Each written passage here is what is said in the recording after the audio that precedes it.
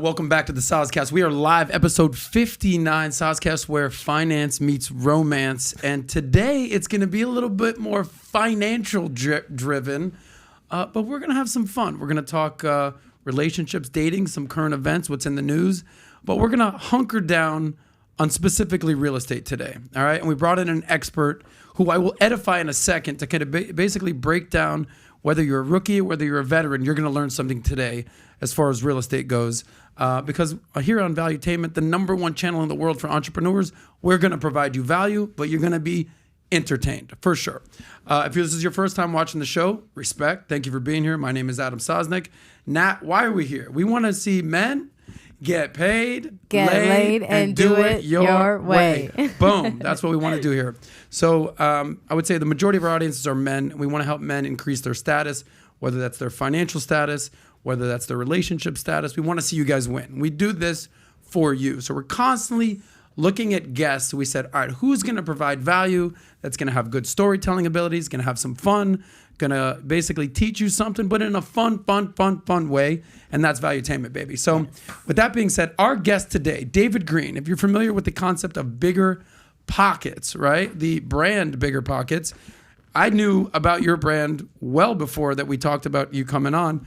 You had attended FinCon, I believe, at one point. Did you not? That was my co-host. So that's probably Brandon. Okay, gotcha. Well, I'm saying that Bigger the Pockets brand is there all the time. Exactly. Bigger Pockets is there all the time. So, ironically, talk about timing. Yesterday, we did an episode where it was a few lovely ladies, Janelle, Victoria, Nat, and we basically talked about what women are looking for in a man. And it was like bigger pockets or bigger, bigger muscles. Other P word. Yeah, exactly. No, I watched your show last night. I was doing my research to be ready to come on. And the answer was, ironically, Bigger Pockets. So I said, let's get Mr. Bigger Pockets himself to break it down. So if you guys are not familiar with David Greene and Bigger Pockets, let me help you guys out. So other than being the host of Bigger Pockets, correct me if I'm wrong, you were a former police officer, right, who basically started saving all his money. Yep. And you started buying rental properties, all right? From there, you left the force. You kind of went all in on real estate.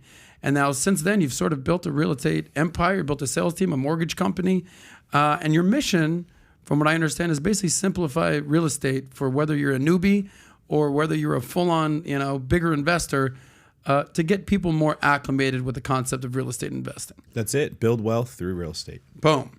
So I'm excited to learn from you today because I'm very vocal about the fact that I've never owned and bought real estate. Oh, I know. I listen to you guys shit on it all the time on the show. All right, so we're going to have some fun. You're going to teach me. I'm going to give you a little bit my insight, my thought process. But no matter where we end up, the audience is going to win because they're going to be able to make a decision for themselves. You know what? This guy, David, makes a great point. Saz, you're an idiot. Or no, I like what Saz is saying over here. So we're going to get some common ground over here. So here's what we do to usually start the show. We say, all right, tell us about yourself. Tell us your relationship status and really how you make your money. It's good stuff. I am David Greene, former police officer, host of the Bigger Pockets podcast. Make my money through a real estate sales team called the David Greene team through Keller Williams, through the One Brokerage, which is a mortgage company I have, and through owning real estate primarily. So I've got houses all across the country. My first book I wrote was called Long Distance Real Estate Investing, that detailed the systems that you need to buy real estate anywhere. The second book was called BRRRR. That's a popular phrase in the real estate community. It stands for buy, rehab, rent, refinance, repeat. It's a system of basically buying a fixer-upper house under market value, adding value to it by fixing it up, adding square footage, making it nice and pretty, putting a tenant in there as a renter, pulling your money back out on a refinance, and then repeating that process again on another property. It's an idea of accumulating capital through saving, which is very difficult, a lot of work, an honorable achievement, and then recycling that capital into more deals. I then wrote a couple books for real estate agents, teaching them how to be better at selling houses, how to serve their clients better. And now I have a personal finance book coming out that I believe we're going to call Pillars, that focuses on the 3 ways that I think that you build wealth. It's very simple. It helps you avoid falling into the scam of the NFTs and the cryptos and whatever the new cool thing is that everyone has that FOMO about, where you just focus on defense, which is saving your money. So there'll be a section in the book that will focus on budgeting, using software to help with that, staying focused, getting accountability, basically looking at the approach of every dollar that I make is mine until I give it to someone else. So how do I keep it? Offense, which is the ability to make more money, which doesn't get talked about very often, but especially like for you, your audience is primarily men. They want to have a better life. They need to be thinking about how to make more money. And almost always the thing that holds you back is yourself. Your fears, your insecurities, your laziness, whatever whatever's holding someone back from making more money is almost always personal development. There's not a person alive that couldn't be doing better at the job they have right now if they showed up every day and said, I'm going to work like it's the last day of tryouts and I don't want to get cut. Mm-hmm. We all know what that feeling was like. You played basketball, so you remember the difference between the guys that knew that, hey, I'm in a contract season, I'm good, and the guys that are like, I got a contract coming up, I'm going to give it everything 100%. I have, right? And then the third part would just be investing, how you invest the difference between what you made and what you saved, because most human beings either make really good money and don't save it, or they can make their own soap and never buy coffee and live, like a hermit, but then they only make $40,000 a year. You're never going to get ahead that way either. So you really got to take on both of those. And then the real money comes from investing the difference. Mm-hmm. Were you a sports guy? Huge. Basketball was my first love. Gotcha. In the Bay Area? I grew up in a city called Manteca, right in between Stockton and Modesto. It's about an hour and a half east of San Francisco, Bay Area. Yeah. So, and you've been rooting for the Warriors your whole life or what? I was a Kings fan before. They just played better ball, man. When they had Mike Bibby and Pages Stojakovic. Weber? Are you kidding me? Come on. I loved watching them play. And then I went through a little bit of a Spurs thing where they were just playing the best basketball. And then, the Warriors, when right before Steve Kerr came over and when he did, they just were like. They had Mark Jackson as the coach. They were great. Please tell me you jumped on the Warriors bandwagon. Before I was there with Monte Ellis when they were. How were Monte and Steph going to play together, right? And then they shipped Monte out of there. They said, let's build around Steph. And we have the empire. So what's been better over the last 10 years? The Golden State Warriors basketball team or the Bigger Pockets David Greene real estate investment firm? I model my businesses off of the Warriors. Really? That's how much respect I have for the way they do Explain how you model that. Let's look at how the Warriors came to be. They drafted Steph Curry, who was a good player in the NBA for 5 or 6 years. Just good player, good shooter. Nice little shooter. He hadn't blown up yet. And he focused on his offense part in the pun, just becoming better at what he did. Yeah. And he had a year where everything came together. I did a TED Talk on this topic, basically. Every single thing came together, and he became a player like we had never seen. Mm-hmm. You just don't know how to describe how good Stephen Curry was. People forget the first couple years in the league, he was a nice little player. He came from Davidson, high draft pick. The Knicks could have drafted him. They a lot of injuries, like what they do. Exactly. He was getting hurt all the time. Yeah. And then he came out and he was taking shots that you are taught as a defender. Try to make the guy take that shot you won, and he's making them consistently.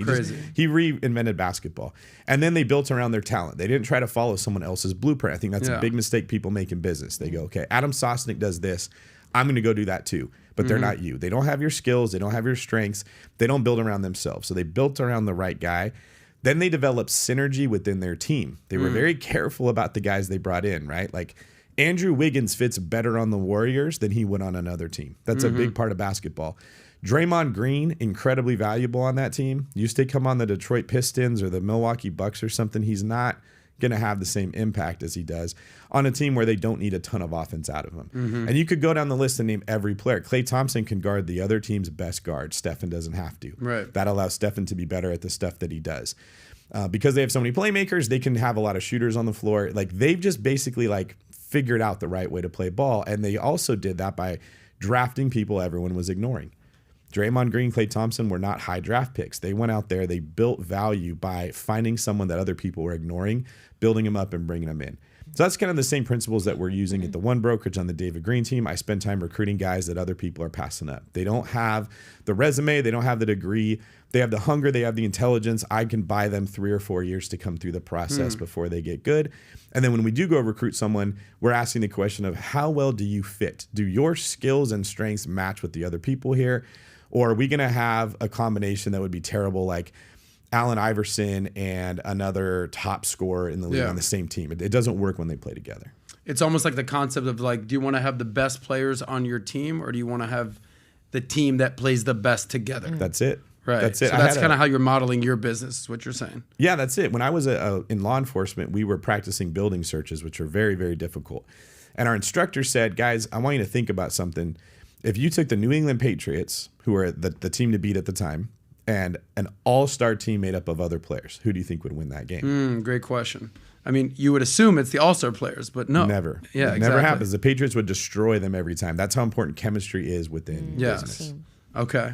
So when you're out there recruiting, you're looking for certain team members, whether that's sales, whether that's internal underwriters, staff. Are you saying, all right, got it. I already got a killer offense. I need better defense now. Or you know what? We're good. We're hunkering down. We need to get some people that can basically, make it rain, money, rainmakers out there? Like, how do you build the team? Like, So in our team, I kind of function as a Stephen Curry, right? Like I can make it rain. I need guys. yeah, baby. I need guys that can service the clients that we bring in. And much like the Warriors, they bring in a player that plays their game. They want a tall, lanky person that can guard 4 out of 5 positions on the court, that doesn't excel at necessarily any one thing, but can do everything, at least defensively. The hard thing for me is finding people that can work with our clients. Most of our clients are coming with a high level of trust. They don't know how mortgages work. They don't know how real estate works. They can easily be taken advantage of. So integrity and honesty is the first thing. It's kind of like work ethic in basketball. If you don't have work ethic, it doesn't matter what else you can do. Right. Because everybody's talented at that level. 100%. Everybody is talented. And then the second piece would be, do you fit well within the other people on this team? Like if your skill set is, I can lead generate really good, but once I get a lead, I don't serve them very well, this is the wrong company to fit, because what we have is more leads coming in than what we can actually service. We need people that take a lot of pride in their work, look out for the customer as if it's their own mother type of thing. Whereas maybe if you're a different company, different team, you have a startup, you're going to go for that person who can just make it rain, like what you said, figure it out from there. That would be the wrong fit. It would just make a big mess and hurt our brand. So you, how old are you, by the way? 39. 39. So we're very similar age. And you were a cop. Yeah. Straight up. Yeah. So did you go to college or no? I did. I have a degree in psychology with a minor in criminal justice. Okay, gotcha. So, and then at what age did you join the force? I was about 25 when I went into the academy, I believe. Okay. And then how long you been doing real estate for? Even, like, I'm talking the first time you're like, all right, I think I'm going to do this thing. I bought my first house in 2009. Okay. I did that. So I worked a lot of overtime and bought the rentals. bottom of the market. Yes. Talk the about best timing. time to ever get Like in. if you bought in 06, you got crushed. You bought in 09, Nice. everything's on sale. All right, lesson for you. Yes. Which we're going to get into today, where you think the market is, whether things are on sale, whether they're expensive. So you were a cop for how long? Until about 5 years ago, I'd say. So it was probably right around 10 years total. I was a deputy sheriff and then a police officer. You said you bought your first house in 09. So I was already a deputy You at that joined the time. force at what age? 25. So I probably bought my first house at like 26, 27. So what year was that?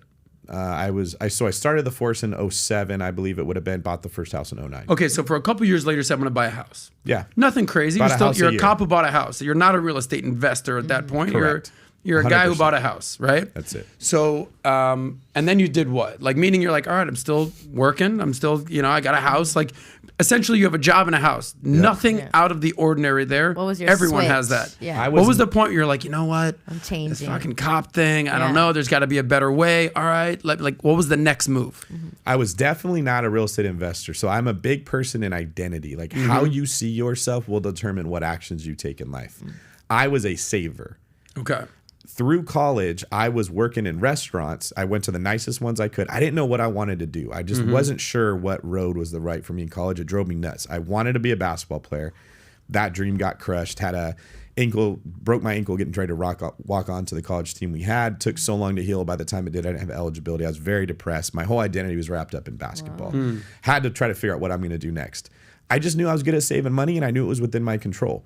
So when Even as a cop, you were good at saving money. You're saying even in the restaurant before business. I was a cop, yeah. Gotcha. My buddies were going out and partying and smoking weed and getting drunk, and I was Shout out to you guys. Yeah, I was out there. But what made you like that? Did you grow up a certain way where you were like, money was like, you didn't know what was going to happen next? Like, Oh, that's a great question there. What it was, if I'm being honest, is my mom and dad fought about money. okay. So I remember my mom going to my dad and saying, hey, David wants a G.I. Joe, or David wants these shoes.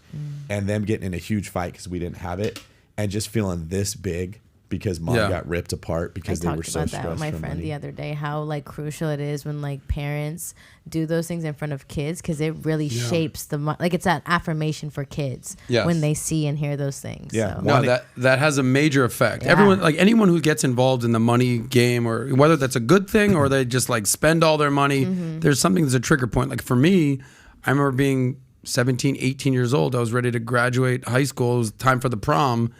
And I didn't really work. I didn't have money at this point. And I went to my dad and I was like, all right, I need money for the prom. He's like, how much is it? I'm like, well, I need a tux and I need to throw it in on the limo and it's $250. He's like, nah, I'm not gonna help you. I was like, dude, it's the prom, right? And he's like, yeah, sorry, I'm not giving you the money for it. Yeah. Obviously, I mean, I'm furious. I'm going crazy. Fuck you. And I was like, I will never be that dude that will not give his son couple $100 to go to the prom. I'm going to figure out this money situation. And that sparked me like crazy. I'm like, I can't even go to my goddamn senior prom. Wow. Yeah. Because dad over here won't give me a couple $100. So everybody has that moment, That right? pain. That pain, that trigger point where you're like, not me. Never this ain't again. happening. Yeah. So for you, you said that your family was fighting over money. It was a G.I. Joe situation. Little things like Wow, that. that's And my so mom and dad crazy. already fought, and it was terrible watching what she went through. Yeah. And I made that inner vow: I will never be so broke that I need to send my mom out there like that again. So saved every birthday dollar. I saved every Christmas dollar. I started working, cutting people's grass, babysitting the kids around. But you're also a worker. In order to save, you got to work. 100%. That's Okay, where the people don't offense understand that side comes concept. in. I want to make money. It's like, well, get to work, bro. That's right. He became a saver because you worked. You have to do both. You got to offense and defense Offense got to and work defense. together. Fully That's agree. it. Yeah, which is funny because the Warriors typically have one of the best defenses and one of the best offenses, right? Like they just figured out the pattern to life that if you do this the right way, you'll be successful. So when they were all doing their thing, living their life, like I would hear phrases like, it's all about the college experience. You have to have this experience. I'm like, I don't see what is so hard about our life at 21 years old that we need these vacations like 4 times a year. We're young men. There's no reason we can't work. So I would focus on working in these restaurants. I would drive an hour each way to work at the nicest steakhouse I could. And I just focused on excelling there. I couldn't play basketball. It got ripped away from me. So I took all that energy and I poured it into learning wine, learning cuts of steak. I didn't grow up in that world. We didn't have money. But I learned sales, how to talk to someone. I was incredibly introverted and shy. But in horribly, man. I didn't ask a girl for her phone number until I was 27 years old. Wow, dude. Didn't even know how you're supposed to do that. I couldn't even imagine doing it. I was very shy. But in that world where I knew this is my job, this is my role as a man, I figured it out and I'm going to go be good. I became the top waiter at every restaurant I worked. Nice. So let's pause there. By the way, you didn't. You married, kids, relationship, single, doing your thing. But it took you until 27 to even ask a girl for her number. yeah. Okay. I never had that Not issue. something you relate to. No, but someone told me something when I got into finance and insurance. They said there's 2 types of people out there that make a lot of money. There's the more typical sales guy. I would consider myself that one, where I'm a networker. I'm out there shaking hands. Hey, all right, I'll meet you at the bar, cocktail, blah, blah, blah, blah, blah. That's great. You can make a lot of money being that way. But there's also very technical, savvy, calculated. I might not be the big schmoozer talker guy, but I'm going to work and be very proficient with how I operate. High level of Sounds skill. like you were kind of more that guy. I was the Steve Kerr when he played in the NBA. Okay. I do this thing. I know I do it well. Specialist. I'm a specialist, and I'm going to just put 99% of my energy into this thing because that's all I know I'm good at. Yes. I did not know I would turn into a well-rounded player, which is part of why I fell in you love seem with business. way more well-rounded Yeah. now. Like, I'm not getting an introvert vibe out of you. A lot of work was put in on that. But that's also, I don't want to, you don't know at the time that you're there how it's going to work out. You just know it's your job to do your best. But what I fell in love with business was that my basketball career was held back by physical attributes I could not control. I could only run so fast and jump so high, and it did not matter how much I trained. Yeah. Everyone thinks I'm tall walking around in the basketball world. I was very small. If I wanted to make it at college, like a Division I college, you better be incredibly skilled if you're 6'2" or something like. And even more so if you want to play in the professionals. So in the business world, your athletic ability is what's between your ears. It is the mindset you bring. And that was this like switch that click where I'm like, there's nothing holding me back here. If I believe I can do it and I'm willing to go put in the work and find the mentors to follow and push myself every day, I can get good. I learned how to be less introverted. I quit saying I'm an introvert and I just started saying I have to work harder at being personable, but I've been working hard at stuff my whole life. Yeah. So fast forward to graduating college. I think I graduated in 2005. So whatever money we're talking about, it's probably double now with the way inflation's going. I had school paid for, my car completely paid for, and about $100,000 in the bank. By you? When I was walking out of college, At 25, dude. No, I was younger than that. That was in 2005. So I was like 20. That's phenomenal. Very rare. Yes. Yeah. Y'all make sure you're taking notes now. You were balling at this little French restaurant in the Bay, whatever area, right? Yeah, so I had this game I would play where I had to save a certain amount of money every week. So it started off $500 a week. That's the minimum. I have to save it. After I paid for insurance and gas, whatever, if I was short, I was going to go work a double shift, work an extra shift, call my buddy. I would sometimes say, I'll give you $20 to not work because I knew I could make $80 or $100 going into work. That is a hustler right there. And this was just something you had within you. I get that you had the issue with the family, the G.I. Joe, and the situation, but was it something where you're like, nah, dude, like... Did it just become like a habit at one point where you just... You guys are going deep here. I haven't had to do this before. I'm good at this job. It's curious. Yeah. I'm curious. It was probably... I was insecure that I didn't make it in basketball, and every man's biggest fear is you are not enough. Yeah. Getting cut from a team is like... That's why we don't try new stuff, because we're afraid we won't be good. Yeah. And I had low self-esteem and confidence in like every area of life. And I knew this was the only one that I could control. Yeah. No one can stop me from being better here. I can work harder than the other waiters, faster. I can be more efficient. I can make my boss love me. I can get the bigger tables. There's something I could do to get ahead. And I almost felt like if I don't pursue this with everything I have, depression will overwhelm me. Yeah. So much of your listenership is in that place listening to this. Like these guys all got money. They're all good looking. That's just not me. And they've just given in to that feeling, that belief that there's nothing they can do. But I don't care if you're working at 7-Eleven. You can show up at 7-Eleven and impress the hell out of your boss. You can start selling everyone that comes to buy their cigarettes or their donut a soda and show that I'm doubling the sales of every single person that comes in here. Yeah. Start taking sales training and learning how to do that better and eventually become a manager of that 7-Eleven. It literally, in America, you cannot be stopped because your competition is not trying hard. This is an intramural game, and if you approach it like this is the playoffs, you will dominate everyone, and you'll get that shoulder tap to take another step. Yeah, everything you said is so powerful, and it's so real because especially when you're young, when you don't have that full-on life experience, right? Like, so there's a 23-year-old out there basically saying, well, look at Adam, you know, he's wearing a suit, he's got money in the bank, he's out there partying with chicks. Buddy, at 23, I was broke as shit. I was sleeping in friends' couches. For a man out there, it's going to take time. And even you, that you're saying, hey, look, I could go down that depression path. I wanted to be a basketball player. I didn't make it. I hurt myself, injury. My family didn't give me money. Victim mentality over here. Life's so tough. And then you could either go down that path or you could say, not today, mother sucker. Like this, I ain't doing this. That's it. And that's exactly what you did. I could feel, it almost felt like a real visceral, overwhelming spirit of like, you got to quit. It's too late for you. There's no good. And this was like my one light in the tunnel that I just knew if I don't stop here, that thing won't catch me. Like that's why I just maniacally save money. Now, it's not like I was doing this in an unhealthy way. I had friends. I still went to church.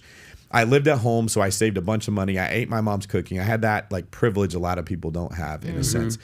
But it was just doing what you can do instead of focusing on what you can't do. Right? Awesome. I love that. Did you have a lot of did you have lady attention during that time? Was that something that caused any distraction? Because I know it's hard to do both, especially when there's like lady attention. Yes. So did you have any lady attention? That's a nice way of putting it. Yeah, lady attention. But like girls, when you're interested in a girl, I've seen guys just like throw out what they're doing just because of the girl, And well, like Kanye once said, who's all up in the news these days, I don't know what's better, getting laid or getting paid. I know when I'm focused on one, the other's getting away. Doesn't sound like he was focusing on the lady attention at that time. But did you have any temptation, like your friends? Were there any how did that go? What stopped you? What was that? Your friend group is very influential. And at that time, especially in the restaurant industry, it's get off work at 9:30, 10 o'clock.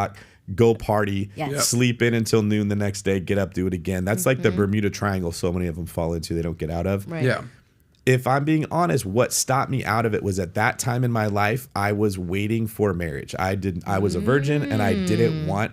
So when you have temptation come your way, when you're not waiting, you look at it like, okay, are they good for this reason or this reason? Like you guys talk about this all the time, right? When there's one path and that's the only path you want, it's a very clear decision. Like, no, I'm not doing that because we don't get along. We don't have the same values. She's not wanting to be married.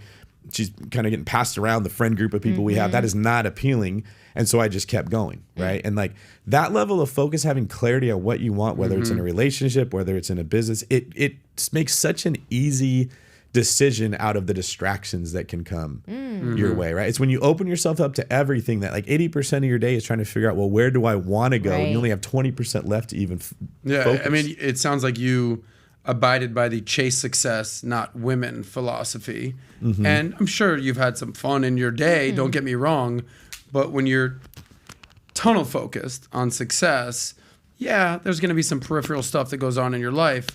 But as you've realized, I'm sure the more successful you get, the more options you're going to have, whether that's business, whether that's relationships, whether that's networking. Good things will happen the more successful you become. Yeah, but I didn't know that at the time. No, that you never do. Say your clarity. You never do. How did you get clarity like that at such a young age? I think part of it probably had to do with seeing how much my parents fought and just knowing like marriage is hard. There's no way around it.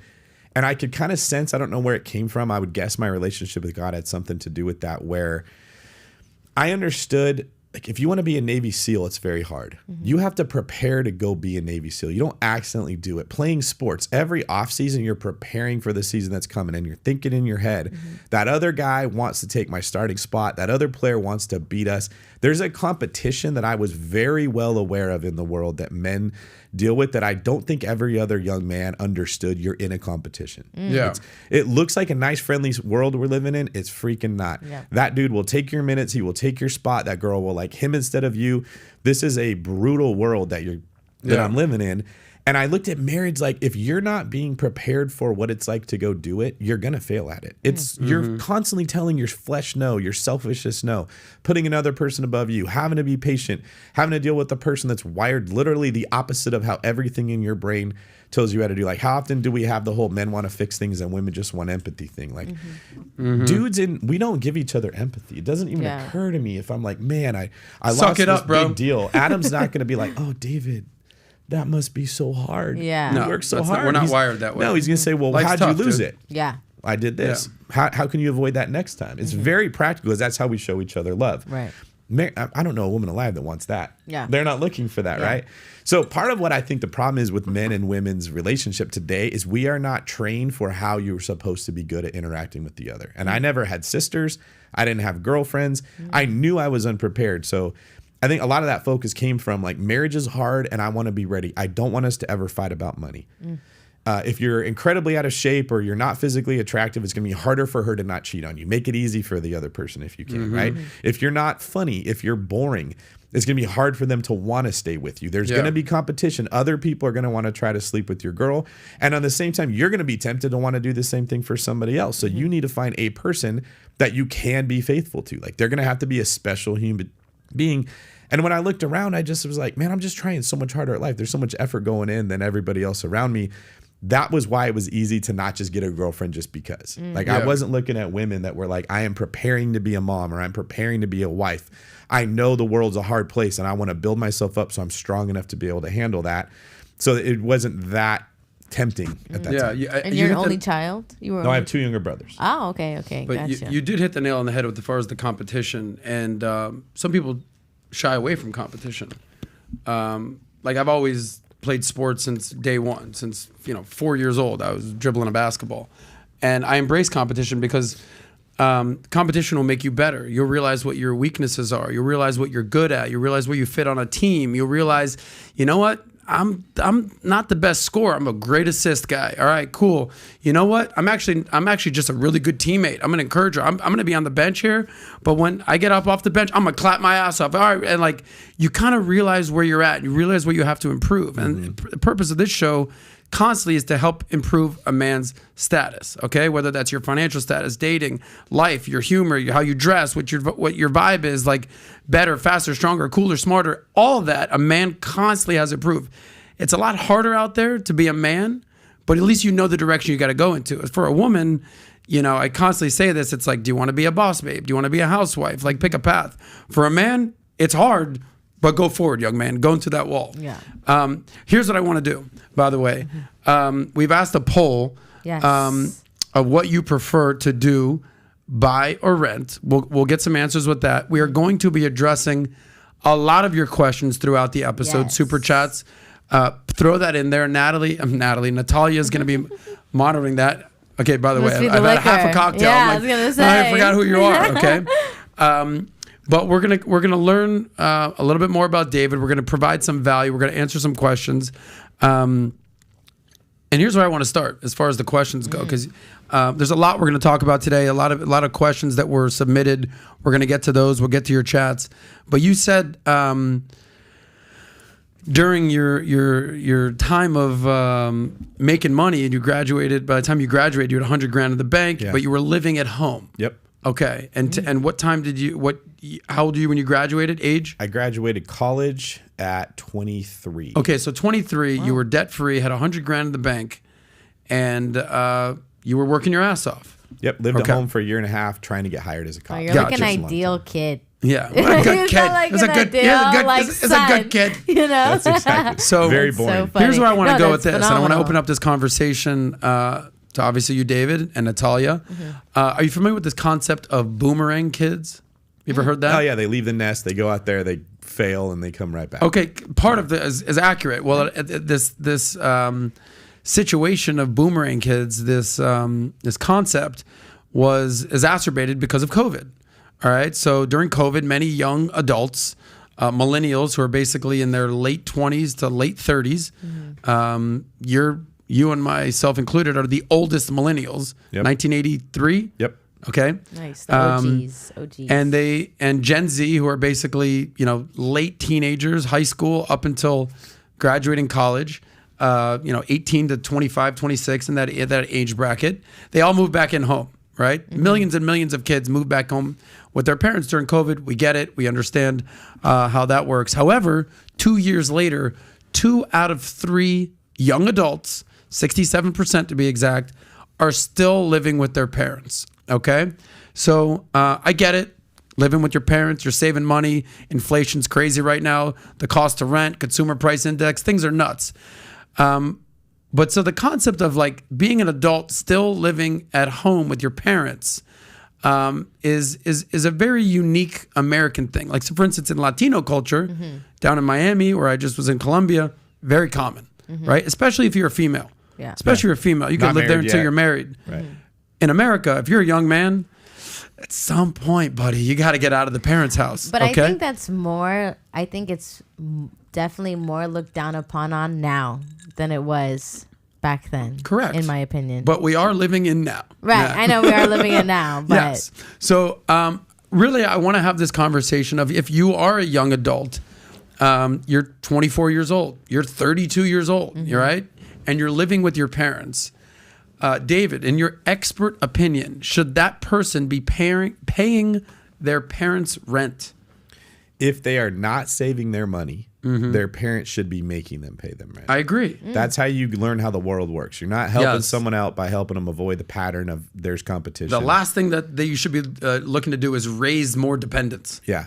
do you especially think when they're an adult. daughters should do it too, or just sons? I think I do think that it's incumbent on a man to understand what it's like to pay the bills, bro. Okay. Bring home the bacon. Yeah. But I also don't think that a woman should just get a free ride. Oh, you're the daughter. You don't have to do anything.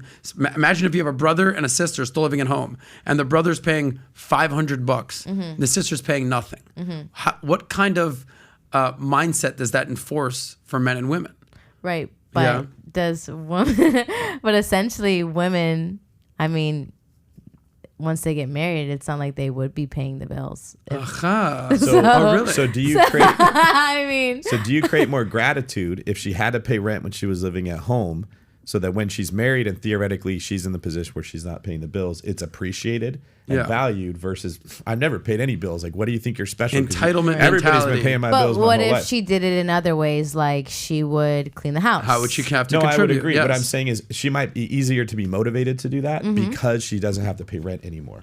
Whereas if she never had to pay rent ever, and you ask that person to do something around the house, there's going to be a sense of irritation. Like, why are you asking me to do something? That'd just be the theory. I think at the end of the day, if you're living with your parents and you're an adult, I'm not talking about having a 14-year-old pay rent. No. I'm talking about a 27-year-old man or woman. Right. Whether it's financially, whether there's chores around the house, you have to contribute. Yeah, I agree. There's no free rides anymore. It needs to hurt. It needs to suck. If you don't have pain, you're not going to move. Yes. Agreed. Without pain, there's no growth. Yes. Right. Totally agree. So were you paying rent at that point with your family? What my parents said was, first off, I was never home. Yeah. 7 days a week, I was either working or in school or doing both, right? Gotcha. So what they had said is, look, as long as you're saving your money, you don't have to pay rent. If we see you buying a nice car, doing all the things everyone else is doing, you're going to pay rent. So there was that conversation that says, hey, we respect what you're doing. We see that you're doing something, buddy. Like, did they know how much money you were having? They saw how much you were working. Yeah, I would. Yes, Right. absolutely. And then I was very focused on, I need to buy a house someday. I'm going to need money to do it. I better start saving that money. So they basically appreciated how intentional you were being. It wasn't like, yeah, I'm just kind of doing my thing. You're like, I have a game plan. I'm saving that money. I'm working my ass off. I want to graduate with money in the bank. As much as I possibly can. I want to look, just like when you're playing basketball, the fourth quarter comes, the horn ends. You don't want to look back and be like, man, if I would have boxed out a little bit harder, we might have got that rebound and we wouldn't have lost by 1 point. Yeah. Like, I had that urgency that I brought with me into every day. I tell people this all the time, no matter what their age is. If you're an adult and you have a situation where you're living rent-free, okay? You need to appreciate that like no other. Because every single one of us has what I call the big three expenses. No matter how much money you're making, we all have the same big three expenses. Your housing, your transportation, and your food and beverage.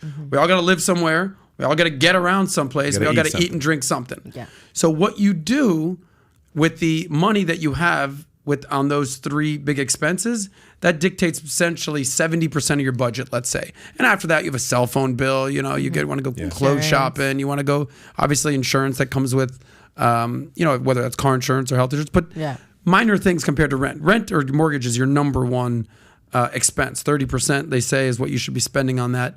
But if you have if you're fortunate enough to be living rent free, whether it's with your parents, whether that's you have a dude paying for you, you're a pretty girl, whether it's like you lucked out and your buddy's like, hey bro, I'm traveling and you could stay here, and you're not being very intentional saving that money, you're gonna feel the hurt several months down the road or several years down the road, because you have this very, very unique situation where you could save thousands and thousands of dollars and put that to something that so many people wish they could have. 100%. Living paycheck to paycheck, busting their butt, working overtime, trying to just get the bill paid. Yes. They don't have it, and we're over here just... I mean, it's basketball analogy again. You're working your butt off on defense. You're doing everything you can, and then your teammate just James Hardens their way, and he lets the guy run in there and do a layup off 1 foot. And you're, Like, you got to think about that person in America that wishes they could be in your spot and take that urgency. And for the parents that are watching, if they feel bad collecting rent, I would say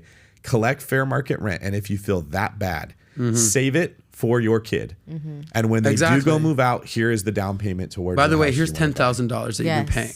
Yeah. Well, you're saying you want them to pay fair market rent? Yeah. You're 100% fair You're market extreme, rent. bro. Yeah. No, I disagree with you on that, because if you're going to pay fair market rent, might as well move. just go move the fuck Take out. your ass out. Well, why wouldn't that be better if they did?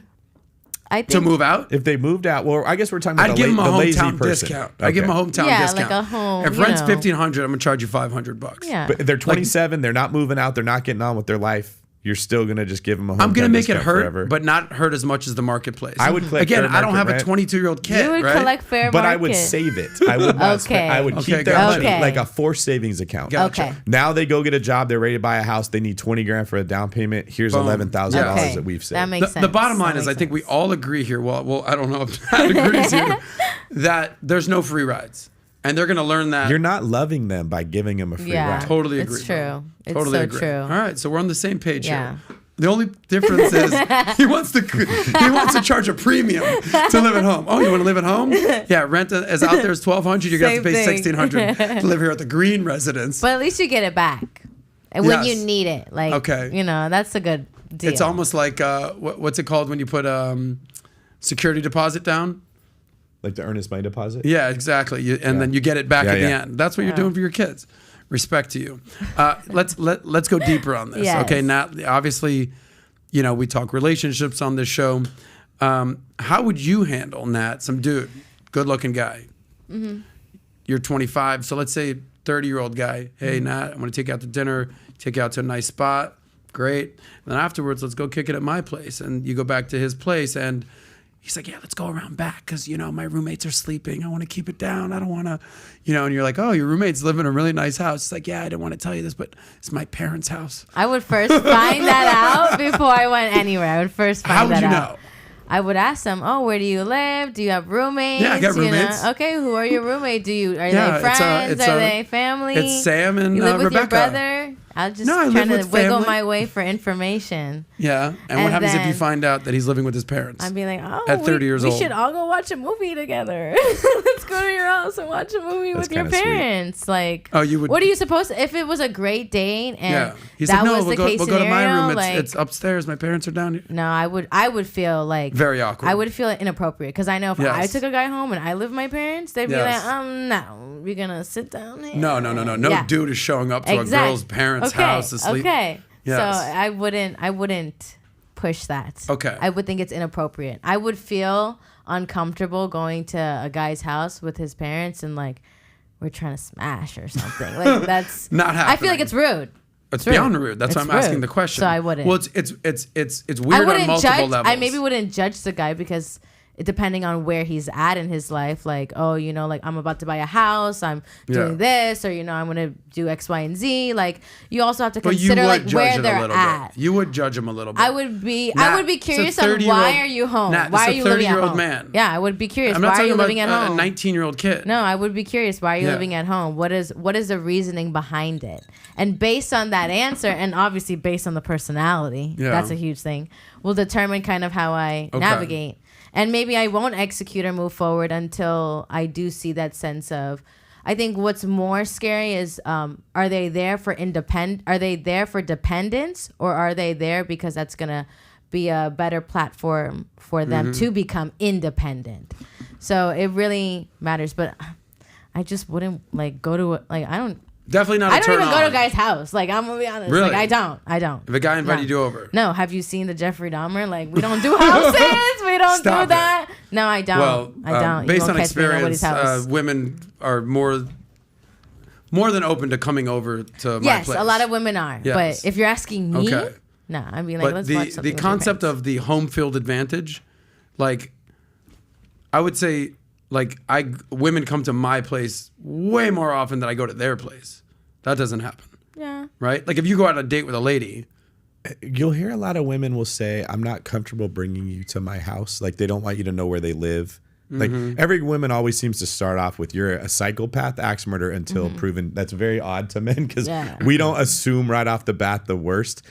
But I've always wondered, like, if I was an axe murderer, why would you be more comfortable coming to your place where you know where all your weapons are? Thank you. Thank you. I agree. Okay, number one, that is a valid concern for most ladies. And a lot of women will ask that, like, if I come over, are you going to murder me? Like, they obviously. What are they going to say? No. Oh, I was, let me get my I'm an honest murderer. So as a guy, you have two responses. You're like, no, I'm not going to murder you. I go, I'm going to kill you. Yeah.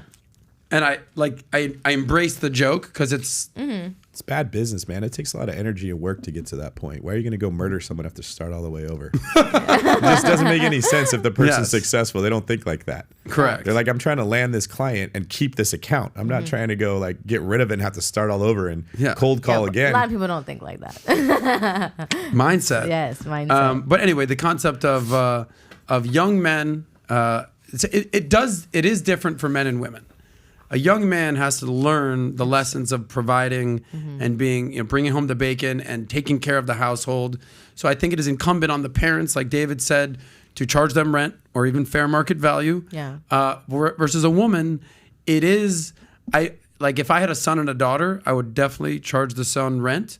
And the daughter, I would ensure that she's taking care of the house, possibly charge her some rent. Okay. But she's going to learn some lessons. That's a good point. 1,000%. If she's cooking for the family, she's helping take care of the house, she's supporting people in the home, that's different than your son who's going out into the world to try to work. Agreed. You see, that comes back to preparing for marriage though, right? Like making it so when you get married, it's not this huge shock. leap. Yes, not a huge shock because you've been. True. I wish that would happen in more families. Yeah, I was on Friday nights when I was in high school. My mom would never let us go to like football games. Our Friday nights, we would clean the house. Like we would clean like even like the bases of the floor. Like really? We would clean the house, vacuum clean, mop, bathrooms, everything. D don't play. No, she don't play. She's like, take your ass home. And there's 3 of you. Yeah, there's 3 of us. Yeah, okay. but my all little girls. my little sister, and you're she the didn't really one. clean. I'm the middle one. Yes. And that's how I kind of like learned like kind of like roles of responsibility, you know, and I can see the benefits of that now when I live alone. Now it's like I live in a super clean home. I'm super like top of my laundry. Like it's a standard. Yes. So whoever comes in, that's the standard. Can that I just they're say gonna something? have. Okay. There's nothing more unattractive than showing up and a girl's apartment It's is disgusting. just disgusting. I know. Or Okay? even their car. Oh, I just the don't car understand. situation. Yeah. There was this girl that I hung. They're totally friends. My buddy was like hooking up, whatever, hanging. But we're all at a bar. This was a couple weeks ago, and she's like, "Hey, let's go someplace else. We're gonna go someplace else." And I'm like, she's an attractive girl, Yeah. but I couldn't put my finger on it. There was something like something like dirty about. I just wanted to like comb her hair a little bit. Yeah. I don't know what it was. I just wanted like to bathe the girl. Yeah. Attractive girl. I don't mean that in like a weird way. I was Yeah. like, he's like, what do you think? I'm like, she kind of Something's needs to off. shower a little bit. I don't know what it is. And then I just couldn't put my finger on it. And then she goes, oh, you guys can come in my car. Cool. Boom, boom, boom. I get in the car. I'm like, and there it is. There you go. Slop everywhere. It was just so. It wasn't like. So that's a turn off. Ugh. Right? Turn off. Fair enough. Total I agree. turn off. I agree. That's like because think about it, like especially I would think like when you think of a woman, you think feminine, beauty, clean, Keep smell it clean, good, baby. all Yes. those things, and then you go to their house and it's disgusting. I personally, Yes. I'd be roasting the girls. I'd be like, girl, you living in a mess. Yeah. I tell them straight up because it's unattractive. Yes. Like, Well, I think it's very important for a woman yeah. to call out her friends. I think it's incumbent on a I woman do. to just not let sloppiness or rudeness or inappropriateness or bad attitudes to go unchecked. Yeah, I agree. Guy will G-check a dude. Like David walked in and he goes, "Hey, bro, you look good. You know, I want to get some advice." I was like, "Yeah, well, maybe you know, kind of lose the wife beater." He's you like, are "Oh, right. nobody's ever told me that." We're very upfront with each other. Mm-hmm. Like if I'm talking to a guy and he's got food in us, I go, "Hey, bro, do it like that." He goes, You did it to me earlier. Yes, I did it. I go, "Now you got food." I'm not just gonna let you out there Yeah. looking sloppy, gross, unaccountable. Guys will make other men accountable. Yeah. Hey, bro, I don't know. I'm really struggling. Yeah, I but can't girls get any struggle girls. with that because girls, like, it's hate. Girls will let you walk around like that because they want to be better than you. And that's the difference between men It's and a women. shame. Yeah. But it has to come from a woman because if Adam was to try to talk to a woman the way he talks to me, Agreed. he would be labeled as having bad motives. Right. Right. Absolutely. So if guys can't tell women that way and their dad didn't tell them that Yeah. thing, it's almost like they're going to go their whole life believing that way Yes. unless another woman can. Men get through it. Yeah. hold other men accountable. Don't worry, ladies. I got you. I'll let you know the truth. I can't tell you how many times I'll tell a guy, like, bruh, go change, dog. Like, you're not sorry. Like, Yeah. I have friends that come out in South Beach. Yeah. And they think they're gonna go out to a club in shorts. I go, dog. What? Like, what in your mind do you like? I don't. Yeah. Where do you think you're at right now? In Thailand on a beach? We're going out to a club in South Beach. Yeah. Go change. And number 2, don't wear a brown jeans and a brown shirt. Like, what are you, a piece of shit? Or Like jorts. Like, it's not happening. And like, because guys can be very blunt with another guy, Yeah. and it's like, fuck you, bro, and we're good. Yes, it's Right? true. This has come up so much in my life recently where various women in various capacities will constantly be asking for empathy. It's like, it's almost like heroin. Just every woman seems like, I want empathy, I want empathy, I want empathy. And as a man, we're like, if I give you that, you will need it again next week when you do the same thing that put you in the same exact Yes. position. What do you mean by empathy? My boss talked to me in a way that made me feel really bad because he called out something that they did wrong at work. Or my boyfriend said he didn't like the way that the kitchen was messy or something. And they're looking for me to be like, oh, that must have Like been a victim mentality. David, that is it. You hate hit the that nail on the shit. head, and I'll tell you exactly hate why you're that right. shit. Okay? Because men are problem solvers by nature. Okay? life is just a series of problems that you're constantly solving. Yes. We don't let emotions get in the way. Sure, I'm not saying that emotions, we all have emotions. But if a guy had a problem, he's like, yeah, dude, this guy I work with, he's just kind of being a dick to me. And, whatever the situation is, I would say, well, that sucks. Have you told him that, like, you actually can't work on Saturdays because you actually have to take care of your nephew? And, like, so why don't you just call him up, tell him you can't do it, and just get it done. And like, there you go. As a buddy, you'll solve a problem. Now, if your girlfriend has that problem and she's like, this girl at work, blah, blah, blah, she does not want you to solve that problem. She wants you to listen and have empathy and just sit there and shut up. This is Men Are From Mars, Women Are From Venus. I read the book when I was dealing with relationships because I was dealing with a girl who kept having problems. And I was like, babe, well, all you need to do is do this and do this and do this. And she wouldn't take my advice. And she thought that I was an asshole. She's like, you're always trying to give me advice. I'm like, yeah, because like some people want to dwell in it. Well, some people just want to vent and just like, No especially solution. women. They're not looking for a solution. But you're not doing what's in their best interest. So if we're playing basketball and you keep leaving your feet to pass and you jump and there's no one open, you come down, you traveled. And you come sit on the bench and I go, man, that must be so hard that you got a traveling call. Yes. I bet you feel really bad right Yes. now. Hang in there. You're great at basketball. That's just one little thing. And then he does it again. Yeah. He's making the team lose. He's making himself look dumb. He's making me lose. He needs someone to say, stop effing doing that. Let's Yes. go practice to where you don't do it anymore. Yes. That's what would be in his best interest, right? Yeah. And that's where I've been just thinking often about empathy. Is it actually loving? When you are constantly empathizing with someone who's like, I don't want to learn how to play basketball better. I just want you to lower your standard of what you expect of me and give me empathy when I make mistakes. Yeah. Which Well, I'm sure shows up in relationships quite often. Yeah, They do. It's the same concept of making your kids pay rent. It'd be easier to say, I know it's tough out there. Yes, I know yes. rent is sky high. I know that inflation's tough. I know, COVID. I get it. Yeah. So just sleep in your room, honey. Yep. You don't need to make your That's bed. it. I love you. Empathy will get you killed. Listen, Yes. you're going to owe $500 on the first day of the month. Figure it out. That's my family motto is figure it out. Yes. Every time something's wrong or like we don't know, it's like we're going to figure it out. We're going to figure it out, figure it out, figure it Yeah. out. Like, Well, you can help them figure it out. When it's 1,000%. hard and you're in pain and you're having a hard time with it, your sisters, your uncle, if they love you, they're going to come in and say, yeah, you got to figure it out. Let's work together. The but it's empathy a can show mindset. itself. It's such a mindset of like, okay, this shit hit the fan. All right, I'm going to figure it out. Because you could easily go from, I'm going to figure it out to like, oh my gosh, what are Yeah. you going to do? And then everybody's coddling you and it goes nowhere. But Nat, honestly, shout out to your parents because that's what makes you such an attractive person because you can also be feminine and proper and smell nice and look good, but you're also like, yo, clean the floor, figure this it out. is dirty. Yeah, Yes. exactly. Team. Shout out to you. Yes. Everybody, if you're watching the show right now, you don't have to do this for me. You don't even have to do this for Bigger Pockets David Greene. Do it for Smash all of the us. like button for Nat. for it for being all a of down-ass us. chick who's clean and great attitude and here to help us. Yes. Let's get into some real estate stuff for a right, second, cool. okay? So here's an article that I found or a poll, and this will open up sort of a real estate conversation. So if you guys were here to learn a little bit more about real estate or figure out how you can kind of get involved in investing, tune in. Yeah. Subscribe, by the way, if you haven't. Just, Yes. do that. Yeah. Let's just get that Like out of the the way. video. You like guys the need to video like. so we can Yes. pay more rent around here and have bigger pockets. Agreed. Okay. But here's a poll that I found out. And it's basically revolving around the young people, our audience, Gen Z, in their 20s, millennials in their 30s, that they do want to buy homes, but the problem is they can't afford it.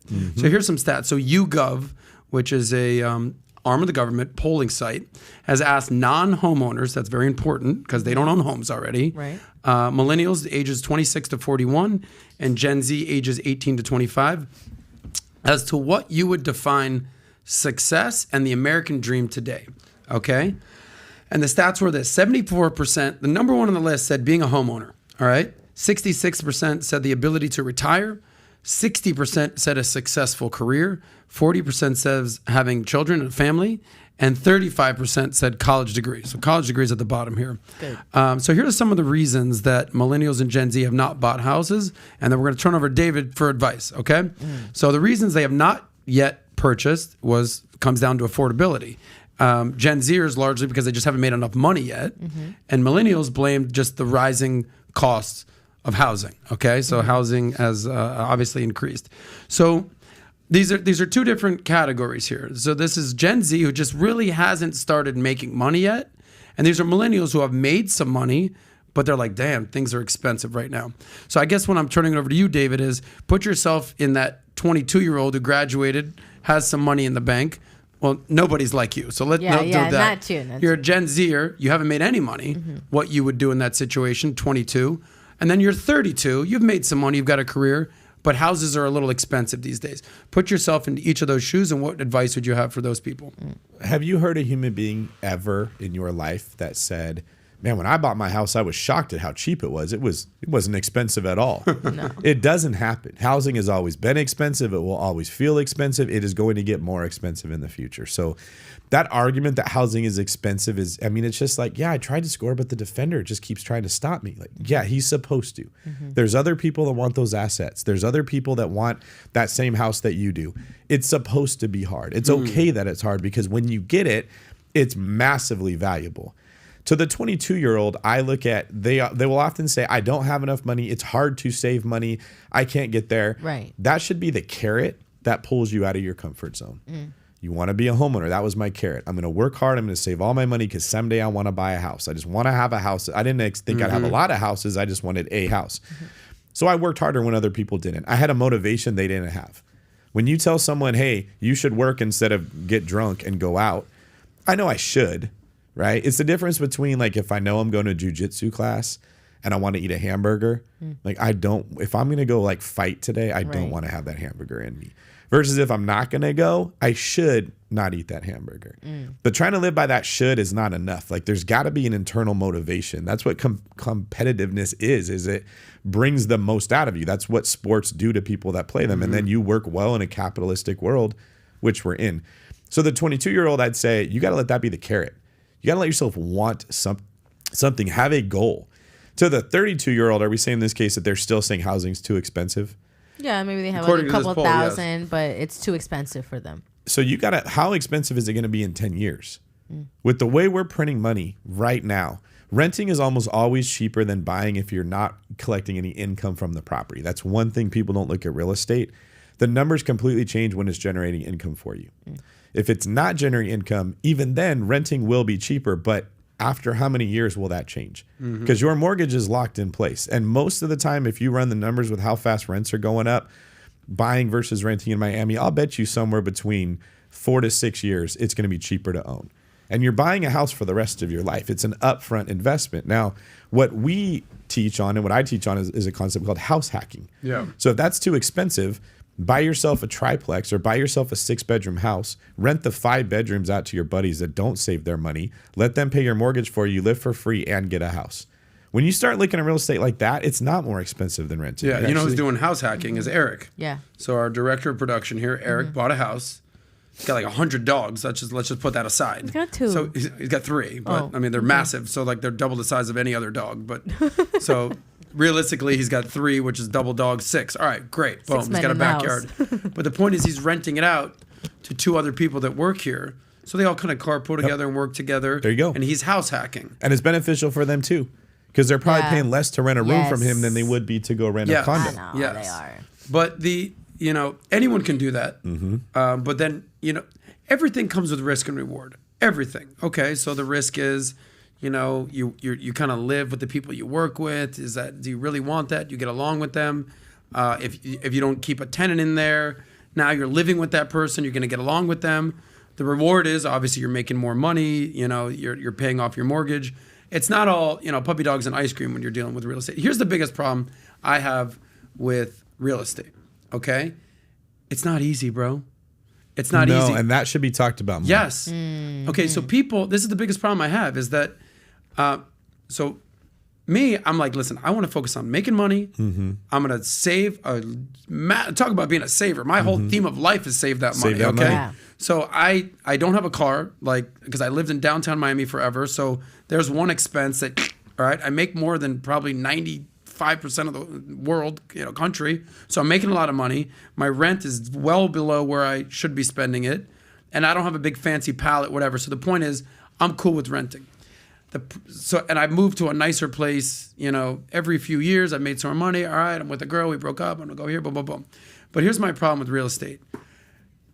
You don't just, like the person who's like, yeah, I'm just gonna get into real estate and I'm just become a millionaire. I've always heard that. Yeah, I'm I'm just good luck. how'd you make all your money? Oh, real estate. It's like I have people that have good friends. Okay, I know we're becoming friends now, but I don't know you that well, and I know you've done very well. I have very good friends that have killed it in real estate, killed it, but they've been doing it for 15, 20 years. Mm-hmm.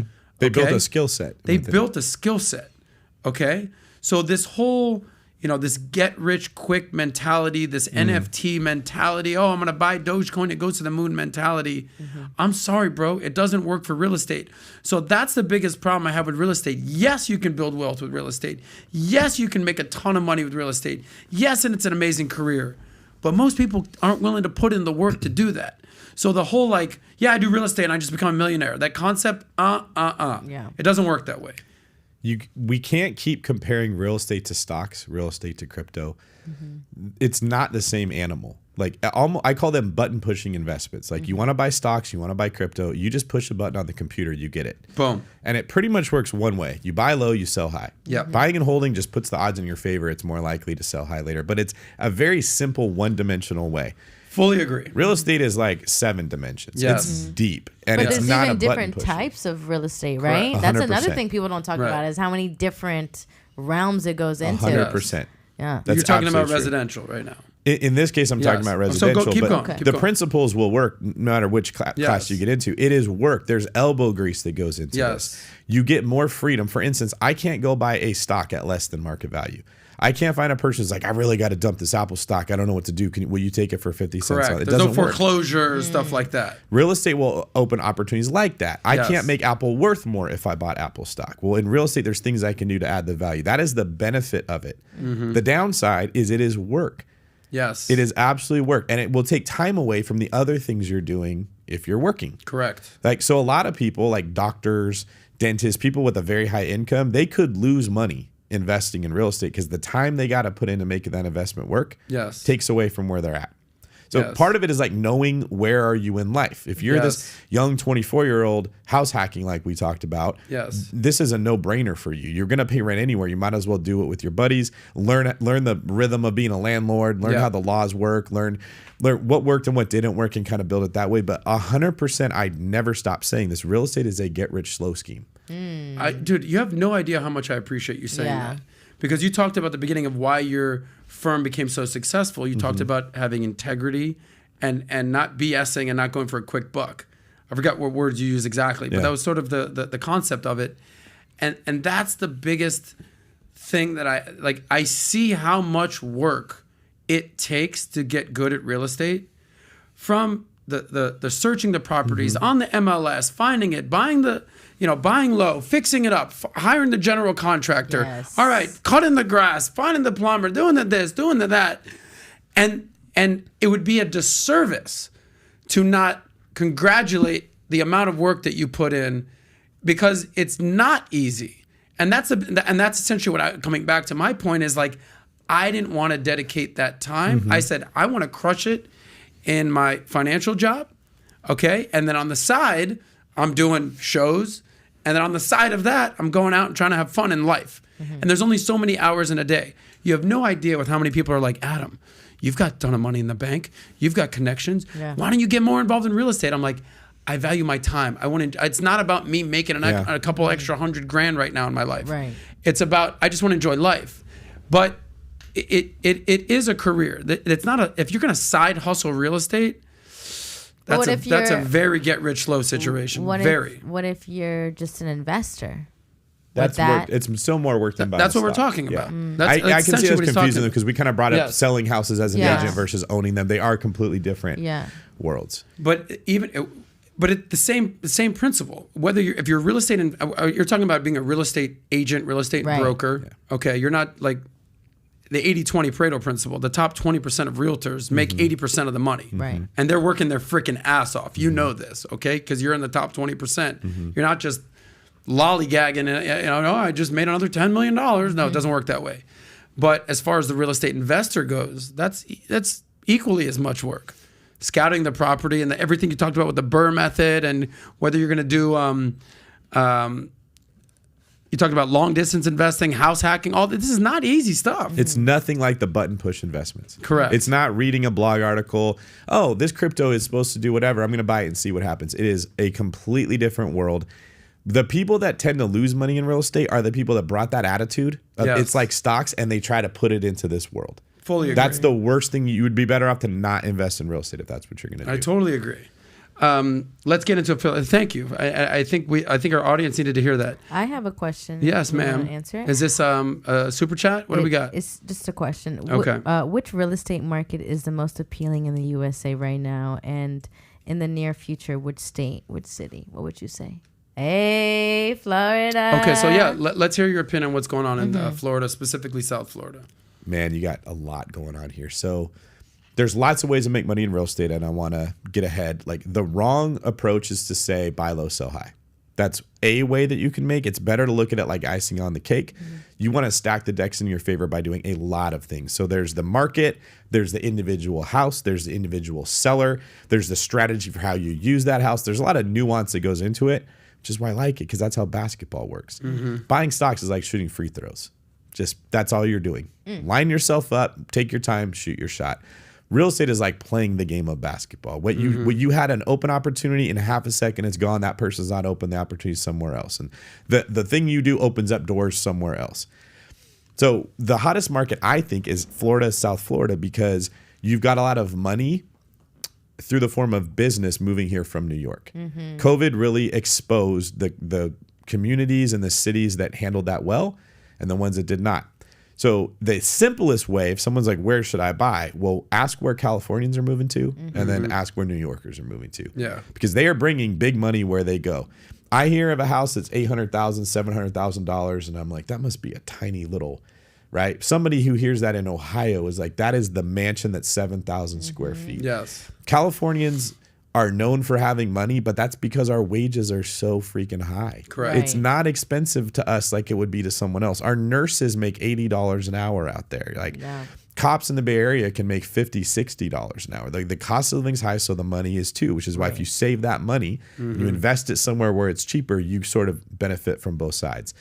The New Yorkers moving into South Florida and the population as a whole wanting to come to Florida has disrupted the supply and demand. It's that simple. There's this many houses available. There's this many people that buy them. This is equilibrium. The minute that the people that want them grows higher than the houses that there are, prices are forced to rise. It's very simple to understand that. So demand is huge here, and it probably isn't going to stop because the way that DeSantis is running the state, the business-friendly environment, the weather, all these amenities that we've all known, but typically the only people that moved here was who?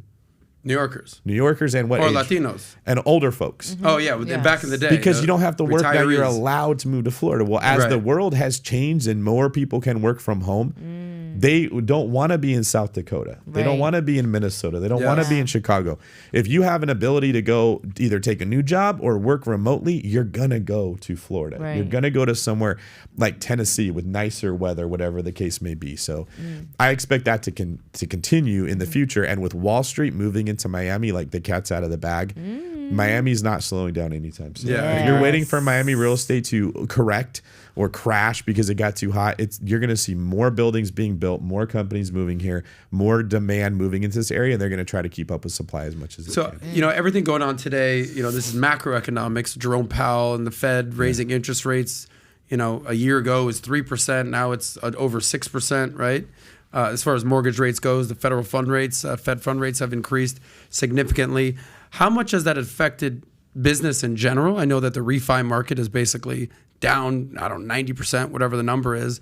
So that's A, how much have you seen the business decrease in terms of that component? But then B, what regions do you think are going to start taking a hit? Well, our company has been doing better while everybody else has been laying off. We've been very blessed in that sense. And that's because the majority of our clients are people looking to build wealth through real estate, not just find a house.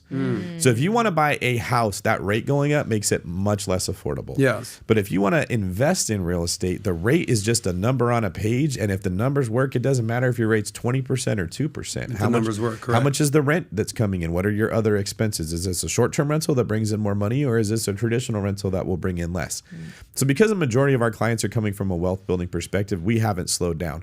What rates do is affect demand. See, this this is the problem is people say rates are going up, prices should go down. Just how it has to work that way. Affordability is going down. No, demand is going down. Less people want to buy when That's the rates exactly are up. right. Got it. Now, if you were at equilibrium, there was a house for every buyer, and rates went up, making demand go down, prices would have to go. This is when I hear Pat talk about this or other people talk about it, they're right. They're just there's more nuance to it. If you're in an area that already did not have enough supply, it was like not enough houses, or 20 people for every one home, and demand goes down, you're still not going to see prices go down. You can keep raising rates more and more and more and more. The prices aren't adjusting until they hit that equilibrium. And there's a lot of markets in the country where there is not enough supply for the people that want it.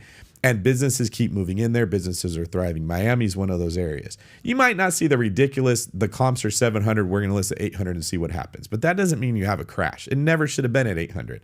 You're going to see people pricing their homes where they probably should have been pricing them in the beginning. Other markets where there's too much supply for the demand, they will be hit very hard by this interest rate increases. Like what places? A lot of places in the Midwest, Kansas, Kentucky, like you're going to see, like those are not going to do super well. And you said that's because there's more too much supply. than demand to move to Bumblefuck, Kansas. That's exactly right. Idaho, not enough supply. All the Californians are trying to move into Idaho. Idaho. Oh, Right. I am not the hoe of Idaho. Idaho. So nobody's trying to move to these types of places. Yeah, so they're not going to see the prices. They're not going to go down. Wealthy people can still afford that. They're not looking at it, is it more expensive than it used to be? They're looking at it, is this a better investment than this? Yeah. And if they're willing to put in the work, like managing a short-term rental, that's the stuff that I've been buying in Fort Lauderdale, Pompano Beach, Hollywood. I'm going to keep buying out here. They're more work to run those. It's a business you're buying. It's a small little business, but the return on that money is going to be so much more than anything else I can put it in. Rates can keep going up. I'm going to keep buying it.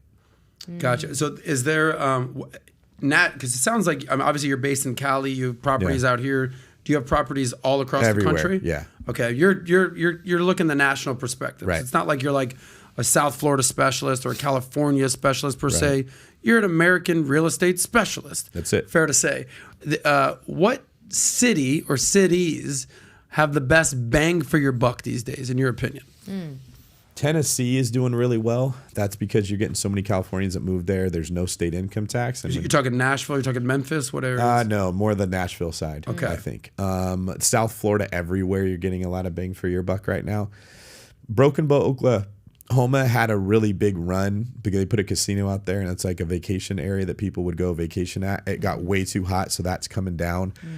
It's tough to answer that question because we're having such a reset. Like so many of the buyers have pulled out of the buyer pool. They're like, I don't know what to expect with this. Rates just keep going up. I hear of a talk of a crash. Are we going to war with Russia? No one knows. A lot of the buyers have come out of the pool. And when you say the buyers, you just mean general people who are looking to get into the market. No one likes when there's change that happens rapidly. Yeah, they don't want to make big decisions while world economic stuff is changing. And rates are going up by 75 basis points just like every couple weeks. Yeah, well, you're familiar with the fear-greed index? Where it's like people being fearful, people being greedy. People are very fearful right now versus during COVID or the beginning of COVID, it was people were very fearful. They don't know what's going on. And then when they started printing all that money, $5 trillion and you're getting paid to stay home and crypto is to the moon and NFTs are to the moon and you don't have to work to get rich. All of a sudden the greed came in, right? And now I think it's a necessary reset what's happening right now. But what you're describing is the bigger picture. This is the problem. The economy is changing too damn fast. Crypto became a thing that people made millions of dollars and just lost all that money. Yeah. The Fed went in and made 80% of the money that we have in circulation over 2 years. You can't know what to expect with changes happening this rapidly. We're having huge volatility that we've just accepted as normal. Yeah. And so when you're dealing with something like purchasing real estate, making a big investment, you don't want volatility. You're like, I got to jump in. I'm really scared just to do it inherently. Now you're adding in all of this fluctuating stuff. A guy like me, I sort of have the, the constitution to do it because I've been studying real estate for 15 years. I'm very comfortable with it. I have the means that if we do have a downturn, I'm expecting that I keep money in reserves to cover me. When you're new, this is terrifying. It's not good the way our country is handling the money supply, how quickly things are changing. But here's the downside. If you don't invest in anything, you are guaranteed to lose. With the way inflation is ripping through the country, you almost have to find something to put your money in. And You cannot save your way to being the a shot millionaire. clock is going to expire You can't 24 save seconds. your way to becoming a millionaire. That's it. So if you look at my net worth, I've got maybe 10% in savings, okay? But the rest of it is in investments, okay? Whether that's stocks, whether that's bonds, whether that's crypto. I invest in REITs where you can own real estate without having to fix the plumbing, without do all the work. You can do that. Real estate investment trust. By the way, what are your thoughts on REITs in general? REITs, that's a great way to invest in real estate if you don't want to take the time. I have people that will let me borrow money. I pay them 10% interest every month. They get their check. They don't have to do anything. If you find the person that knows what they're doing, you sort of get the benefit of it without. It comes down to time. And this is essentially what I was saying. Everyone wants to say, I'm going to get real estate and make all this money. It's like, do you have the time to do that? Right. Because if you think you're just going to do real estate and invest in real estate and you're now, retired, it doesn't work that way. It's going to take time. It's going to take effort. Because, again, it's a disservice to someone who's actually putting in the work and is the expert, someone like you, David Greene, Bigger Pockets, to be like, I'm just going to do it real quick. Yeah, that's stupid. It's like a spit in your face. Yes. Because I see how much work and It'd I see like what saying, the expertise you I'm have. just going to start a business or buy a business. I'm not going to lose any money. I'm not going to spend any time. I'm going to buy a business. This is my ROI. It's going to happen. I'm a business owner. Good luck, buddy. Yeah. We see how hard it is to be a business owner. We put on events at the Vault. We have thousands of people there that are just trying to get better and smarter and more efficient because it's hard. Yeah. So that's my biggest problem with real estate. I'm going to just do real estate. It takes a lot of work. And if you don't have the time to put in the work, that's why I just invest in stocks where you, like you said, just going to shoot free throws. And you know Easy. and you know how to shoot them. I know how to shoot. I'm game. good. 90% free throw line. Awesome, dude. You're gonna field some questions for us. Okay. We've got about a half hour left, so we can maybe take some questions at the end, get some results from the poll. What's crazy? I want to kind of talk about some of these current events. It's the news. It's real estate driven pop culture news with some relationship twist on it. So you're seeing what's happening with Tom Brady right now, right? His divorce. So, they both hired divorce attorneys, okay? So, and the question is, they've got this like ridiculous portfolio that they put together. How will they eventually divvy up this estate? So they've got in South Florida here, a $17 million mansion in Indian Creek. It's just in Miami. They've got a $30 million mega mansion in Massachusetts, the Boston area. And then you just throw on a $4 million apartment in New York City, a $5 million ranch in Montana, and a however many $1 million holiday home in Costa Rica. And that's just what they know about, okay?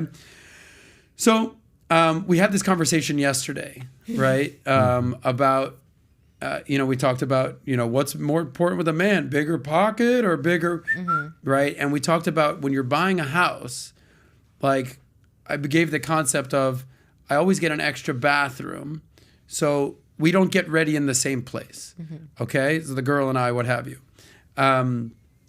Because I heard your guest was talking about get married and live in different houses. Yes. Yeah, that was an extreme example. Exactly. Thank you for remembering that. Yes. Get married, live in different houses. I was like, I don't know about different houses. Well, maybe just leave the bedroom afterwards type of it. Or have different, and that's why I kind of was like, all right, do you mean like, all right, we have separate like areas of the house, which I'm a proponent of. Like you're getting too comfortable. It's not exactly.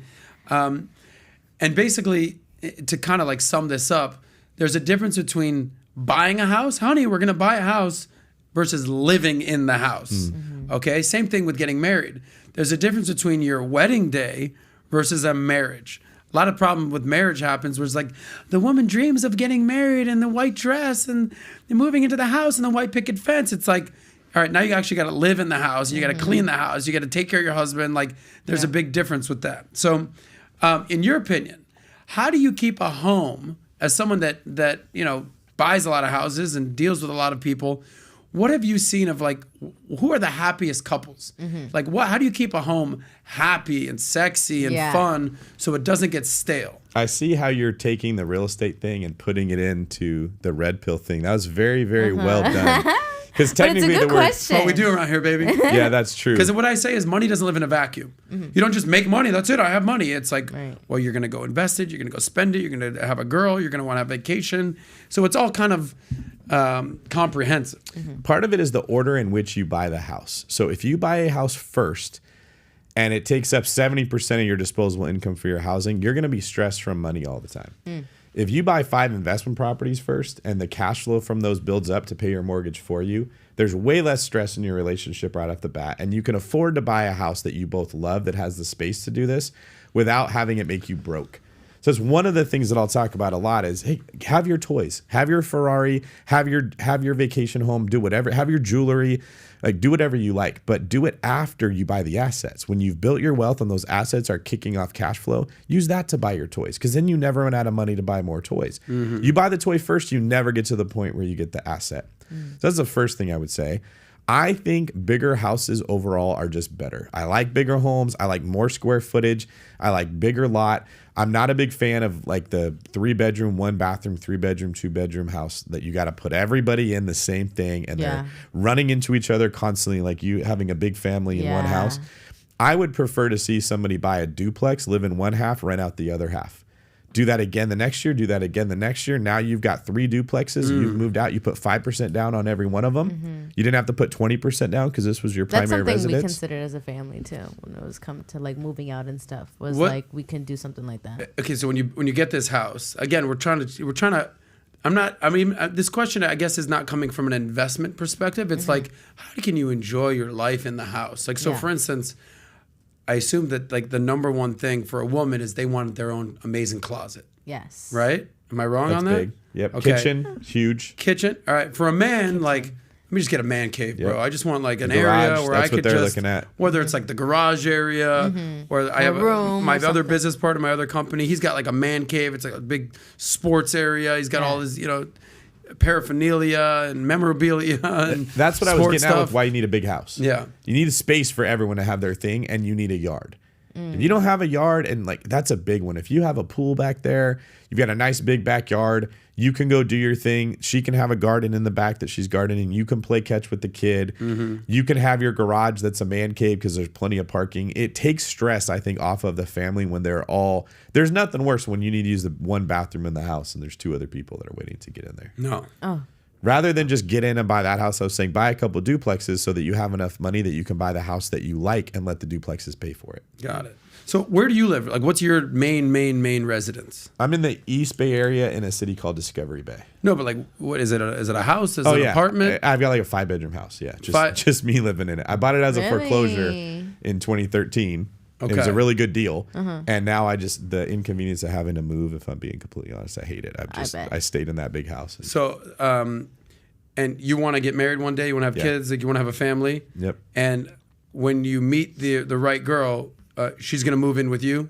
Yes. Okay. What if she's like, I also have a nice big house? Yeah. Would you ever move in with a lady? I would. Yeah. It doesn't really matter to me where we're living, as long as like. But there's a big difference between she's moving into your house versus you're moving into her house. I don't know that I'd move her into my house. I think I would just like sell a couple houses and buy the one that everybody wants. Like when you've built that wealth and you have that flexibility, you don't have to choose either or. In fact, that's a big thing that someone told me one day. Millionaires don't say, can I have this or that? Millionaires say, how can I have this and that? And I've tried to like build my life up in a way where I don't have to choose between one or the other. It's just the timing and the work that you might put in, you should be able to get both. Yeah, I think, but it is, okay, let's break it down. Like, again, David, you're at the top of the game. You've been doing real estate for 15 years. Like you're in your late 30s. What about the guy who's 24? He needs to buy that house and house hack and start building equity right now. And he needs to do that every single year. He needs to learn the rhythm of being a landlord, start with very low risk stuff, renting rooms out to other people, buy a triplex, rent 2 units out, get a property manager, let them manage it for you so it's not a ton of your time. When something breaks, when a question's answered, they go to the property manager. They don't go to you. Let them have 8% of the rent. You keep your expenses low. You keep saving that money. If you took the rent a normal 24-year-old pays and they kept 100% of that over 4 years, that's a significant chunk of money. And if they bought another property every year with the money that they were saving that they didn't have to pay in rent, their savings is the next down payment of the next house. And when you're buying a primary residence, you can get in for 3.5%. It doesn't have to be the 20 to 25% down. They need to start thinking right now. I need to build wealth through equity in real estate and cash flow so that when I am 35 and I want to get married, we're not stressed about do we have enough space. It's when you screw around your whole life, not being a man, not doing the things that you should be doing, not giving your best every day, The price you pay for that is the stress of being married and having to live in an apartment and her parents looking down on you and being all crushed together, right? Like if people woke up every day and said, I'm going to crush it today as much as I possibly can, a lot of these things we're talking about, they just sort of evaporate. So if they haven't started that right now, today's the day to get started doing that. So do me a favor. So take off David, the real estate investor hat, and just put on David, the investor hat. David, the financial, you said you're coming out with the financial book. Yeah. So there's people out there that are like, David, listen, I live in New York City. I can't do real estate hacking. Okay. I'm just struggling to pay rent right now. Or I don't have the time to do it. I'm working my ass off here. What advice would you have to that person who's like, look, dude, I don't have the time, the effort, the wherewithal, or the capacity to even start messing with all that real estate. And they're just like, I'm looking for something else. What advice would you give to that type of person? They shouldn't be worried about investing until they've got defense and offense locked down. They need to be safe. If you're living in New York City and it's incredibly expensive, you should be renting a room or sleeping on someone else's futon or something, and you shouldn't even be home that you care who your roommates are because you're grinding away at that Wall Street job, learning as much as you can, having the best mentors, pouring into what you're doing, perfecting your craft. If you're Stephen Curry and you're a good player that's in the league, you should be working your butt off for the next 4 to 5 years to become the MVP because nothing stops us in this world.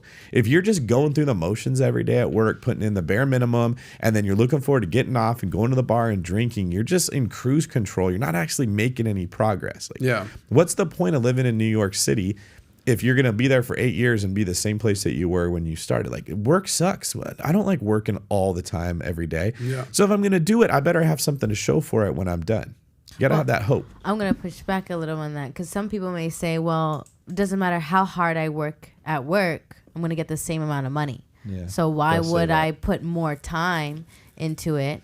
Would you maybe recommend like something else for them to do or learn on the side? What would be That's a philosophical thing. Okay, like I'll hear this a lot where you in your guys' space, you'll hear women say, well, I'll act like a wife when he makes me a wife. Yeah. Okay, how well does that work out? Right?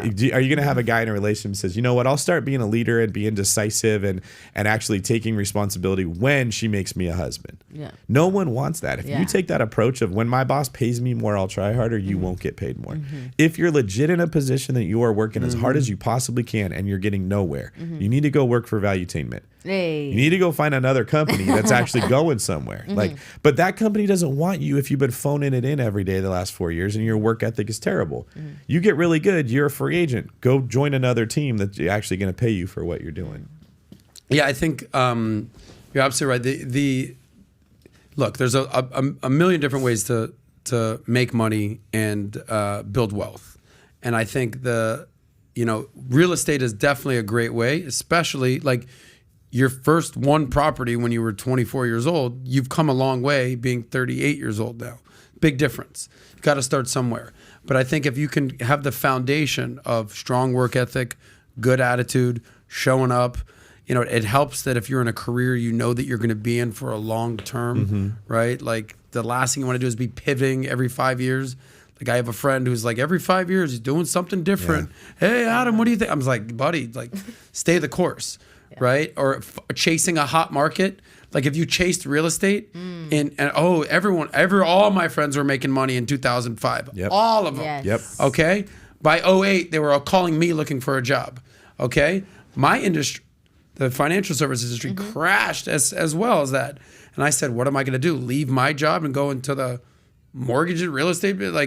So the longevity is so important because you become an expert. How much smarter are you now than you were 15 years ago? This goes back to the same theme we talked about. People want success very quickly. People want to get rich very quickly. Nobody wants to get rich slow. You said that I like building wealth slow. I want to plant a seed that becomes a tree. Correct. That will put off fruit forever. But maybe the first 7 or 8 years of that tree, I'm not getting a whole lot out of it. So in the book I'm writing, I'm literally saying the reason you fall for the scams is because they are offering get rich quick. Beanie Babies, crypto, people were making money off Pogs when we were younger. Like timeshares ripped off so many people. Remember that whole thing? Oh my gosh, yeah. People that didn't understand the asset class were so compelled with this, I can make money fast and I see other people doing it. That is what every single predator needs to take your money. Yeah. Right. If you take a get rich slow and you say, I'm going to build my skills in whatever my chosen vocation is, it's incredibly hard to rip you off or lose your money. And the Warren Buffett has always said the number one way to be inflation free or recession free is just to be an expert at your field. Yes. Okay. If you become an expert at something, you're the top of your field. No matter where the market is, you're going to have some opportunities. How much better have you got at talking since you started hosting a podcast? You think you're the same now? I think as you were he's just when a you good talker. He's always been a smooth talker, baby. No, but it comes with you're better. It comes with the territory, of course. You focus course, every day. I've watched you grow from the time you were guesting with PBD and to the point you are right now. Yes. You've won over the audience. The people that didn't like you, they're all on kind of Team Adam at this point. Hey, there we go. Right? You are much better at doing your Dave. job, and now you're going to see more and more doors open. Yeah, I mean, no doubt. The longer you're doing something, the better you'll get at it, and if you care about it. Yes. But what you said was you couldn't make it as an athlete, so you realized you could use this. This can take you.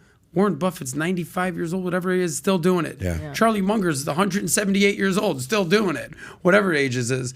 So this, if you keep working this out, you keep improving and out strategizing and outlasting, we talk about here, and reading and improving and working on your skill sets, this can go a long way. The body, how much, you know. Can't control that. Can't control that. Like, I think Natalya had a really good point earlier when she was talking about, I just lost the thought I had. Sorry about that. No, you're good. You said something so good, my brain couldn't even hold it. Good. Well, as far as the brain and the body, this is to go back to the red pill stuff.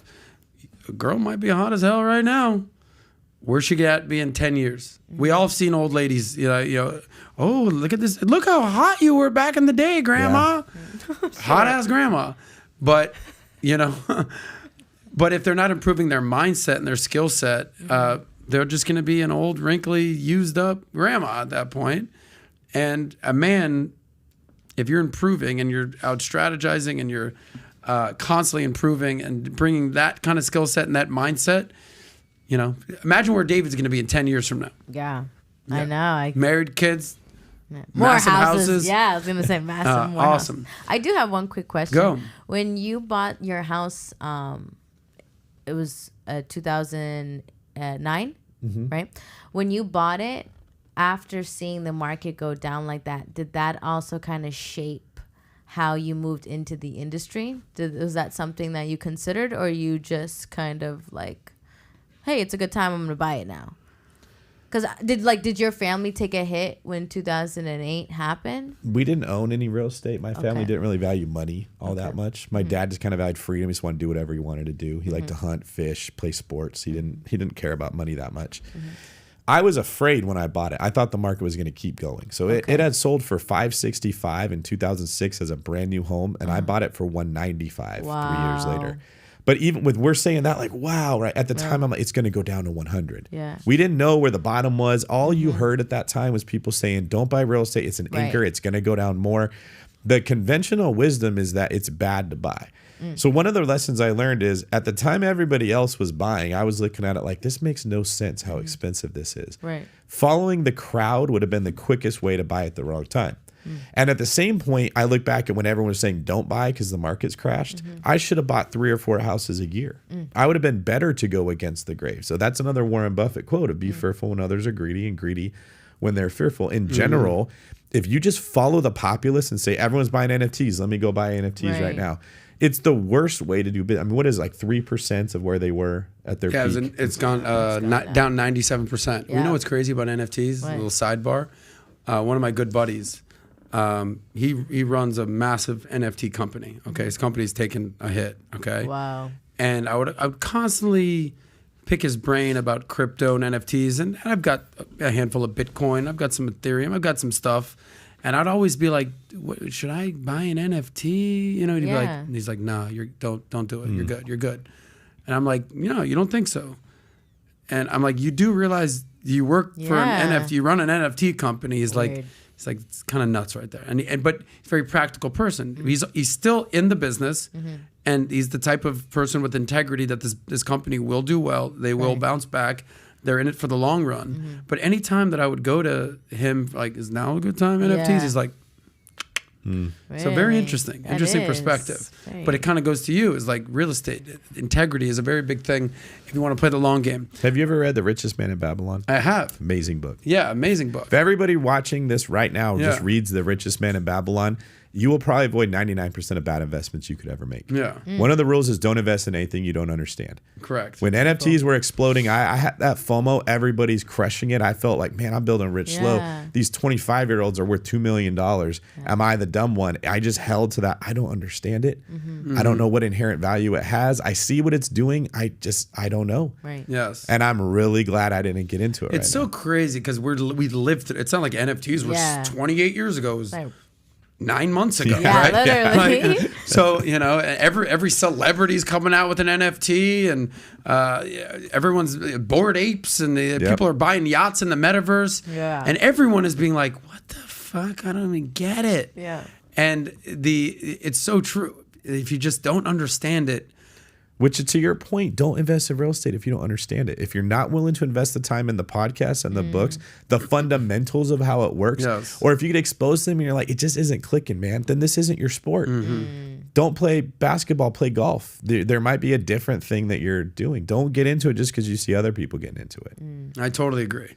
Last couple questions, and Nat, I'm going to turn it over to you towards the end. And before you do, make sure we get some last few good questions for our guests, because I think we're learning a lot of good information today. Come my way, So Papa. let's get some good questions so that we can answer. We'll do one more relationship question and then a real estate question, and then we'll wrap up. Because Nat's got a flight at 6 p.m. or we'd go longer because we could do this thing with David for another hour. To go home. But the concept of living together before marriage, okay? So in the news right now, unhappy Ben Affleck is moping around after selling his bachelor pad in the wake of J-Lo's marriage issues. I saw this thing. I saw bachelor pad. I know that Bigger Pockets is going to be here today. I said, this is right up our alley. Honestly, so apparently, shame on him. He's been through too much with this lady to be doing stuff like that. I'm sorry. Okay. That's what I have to say. Dude, can I tell you what happened? Yes, but just that title, that's my statement. There you go. So unhappy Ben Affleck moping around after selling his bachelor pad in the wake of J-Lo marriage issues. So he recently sold, and listen, he's going to do okay. He sold his LA house for nearly $30 million, his bachelor pad, to basically go find a new one with his wife, J-Lo. We all know who that is. But now insiders, and we know this in Hollywood, when there's smoke, there's fire. They don't just... Yeah. I'm not talking about tabloids to sell newspapers. I'm talking about like actual inside information. But he's not happy with how their marriage is going. Now, apparently, he didn't realize what he was getting himself into. They're constantly fighting. She's telling him what to wear, how to dress, do that kind of stuff, because she's the alpha. In any relationship Ben Affleck has ever been in, whether it's Jennifer Garner, she's a famous Hollywood actress, he's still been the number one guy. Yeah. He's number two, no doubt. I wonder J-Lo's what bigger. got to him, though. All right. Now, basically, she's complaining that he's messy, he doesn't clean up after himself, he's smoking cigarettes constantly.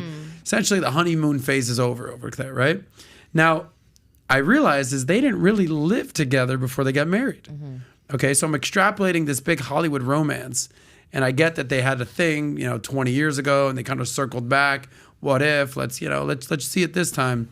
I don't know if anyone's under the impression that this thing is going to last forever, but the bigger question is, you're a real estate guy, but you seem pretty well versed in the red pill space. Are you an advocate of living together before marriage? I take almost the opposite approach of a few things I hear in the red pill space. I don't agree that if a guy goes out there and spins plates, that he gets it out of his system and then goes and does it. I've never met a human being that's like, I started eating donuts every morning and I got it out of my system and now I want to eat broccoli. I think in general, you build habits. If you work out every day, it makes it easier to work out later. If you don't, it makes it easier to be lazy later. So I think people should pay more attention to the habits that they are building and the taste they are developing in themselves. He's already been married to her once. They didn't need to live together. Or dated. They were engaged, I believe. They never got married? They were engaged. Oh, she's had a lot of husbands. Yeah, she's had multiple husbands. So yes. I don't think living together before you are married is a great idea. I think you need to be incredibly intentional about getting to know the person at a deep level. And I think we take the opposite approach where we put all the romance first and then we figure out the practical stuff when you're married. What if you're not married? What if you're engaged? Do you think maybe you spend could? all your time at their in-laws' house with them? See what they're like in their environment without actually moving all your stuff into it. Spend a lot of time with that person at their house, but don't completely move in. I don't know if you spend a lot of time with someone at their home, if they could hide who they really are for a long period of time. They can't. I think you're going to see it, right? But we're not intentional about almost anything, right? If you want to get really fit, you're intentional about what you eat. You're intentional about how you lift. But if for some reason in relationships we take this like, let's just jump in and have romance and amazingness and take all these vacations and create like the honeymoon before we actually build any of the foundation, and we just hope that it works out. And I've often said hopium is a terrible drug. You don't want to just hopium. Yeah, don't just hope. Hopium. That's today's word. That's it. You don't want to hope that the deal works out. You don't want to hope your investment works out. You don't want to hope you want to have a plan to see how it would go. And I think in general, if couples were more intentional by getting to know each other at a deeper level and they held the emotion out of it as long as they could, then got married and let all that emotion come flooding in like a wave, we would be better off. Would you even get married if there's no emotion? There's going to be some. You're going to get butterflies in your stomach when you look at the girl. The way she makes you feel about yourself is going to be really good, but that doesn't mean that you need to be like vacationing in Openos with her or something like constantly, right? Like some emotion is okay, but I think what we do is we take the emotion and we let that be 100% of how we make the decision. And then we're like, oh, we'll figure out the details later. Yeah, but the details is really what matters. That's how you end up J-Lo's 6th. Yeah, true. Well, I do agree with you on the being intentional part. But it's very hard to be intentional when you don't have all the money and all the wisdom and all the experience, and you just kind of figuring it out. You're 26 years old and you meet this girl and she's hot and you're cool and blah blah blah, and if he's 26, doesn't have it figured out, doesn't have a plan, doesn't know what he's doing, doesn't know what he believes yet, do you want to marry that guy? Absolutely not. He needs to be intentional about that before he gets into the. There it is. Yeah, 1000%. Okay. Last question, and then we'll let Nat see what she's got. I've been very clear, not everyone should buy real estate. Not everyone can be a real estate investor. And I've also been very clear that if you're good at it and you spend time in it, that is a very great wealth building asset class, no doubt.